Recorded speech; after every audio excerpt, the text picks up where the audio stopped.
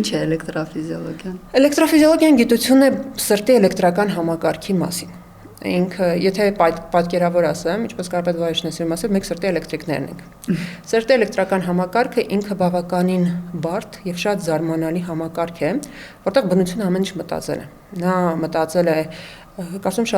շատերը գիտեն, ովքեր մասնագետ չեն, ասենք, որ սիրտը կծկվում է մեր կամքից անկախ։ Բնությունը մտածել է, որպեսզի սիրտը ինքնուրույն կծկվելու հատկություն ունենա, եւ էմբրիոնալ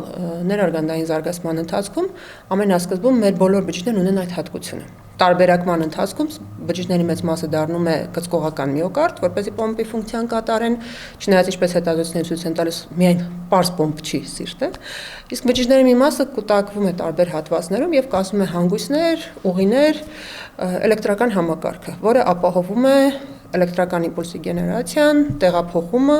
այդ հաղորդումը սրտամկանի կծկվող բջիջներին, որպեսզի նրանք կծկվեն եւ արյունը մղեն դեպի մեր օրգաններ։ Առանց դրա մենք չենք կարող ապրել։